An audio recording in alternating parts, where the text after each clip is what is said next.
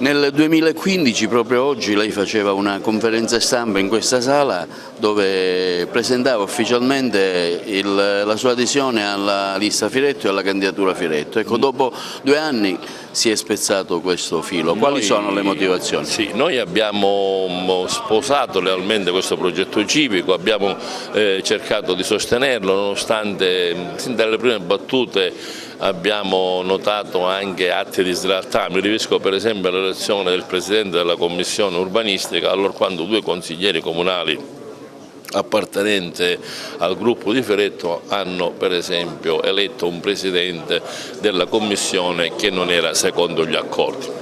Ma tant'è, queste cose in politica lasciano il tempo che trovano, perché noi abbiamo deciso tuttavia di andare avanti, di impegnarci con una delle migliori espressioni di questa città, il dottore Miccichè, il quale ha profuso un impegno personale, rimettendoci di tasca sua. Abbiamo comunque noi dato il nostro contributo a questa amministrazione comunale, ritenendo che col verso e col tempo potevamo creare. Abbiamo presentato per esempio almeno 100 interrogazioni, 100 mozioni, alle quali il sindaco ha ritenuto di non dare risposte. Una posizione del sindaco molto assimilabile a chi da solo vuole governare le cose, non ha mai tenuto un incontro di maggioranza, quasi come a voler dare l'idea di uno bravo, bravissimo al comando e senza bisogno di un rapporto di collaborazione. Ha tirato talmente la corda nei rapporti umani, che sono quelli che reggono prima ancora di una scelta politica. La scelta politica viene dopo, prima di quello che può essere un rapporto umano, un rapporto freddo che era diventato col sindaco, rispetto al quale abbiamo registrato nessuna posizione di chiarezza in ordine al piano regolatore regionale, per cui i cittadini francamente non sanno ciò che va messo in campo sul piano urbanistico per avere una licenza edilizia. Non c'è nessuna chiarezza in ordine alla riscossione dei rifiuti, perché ancora ci siamo tutti quanti impegnati a pagare almeno il 40-50% in più di quello che è la tariffa che ci spetta.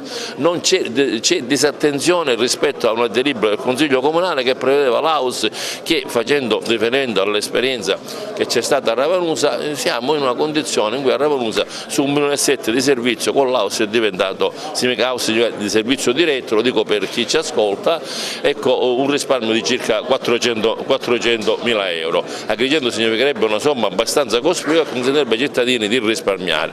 Non c'è alcuna chiarezza in ordine a quello che sono i conti di questa benedetta situazione finanziaria. Noi sapevamo che ereditavamo una situazione finanziaria difficile e pensavamo che questa situazione finanziaria potesse essere affrontata con decisione dal sindaco Firetto, anche alla luce di una ipotetica esperienza positiva di Porto Empedocle. Ci siamo tutti affidati.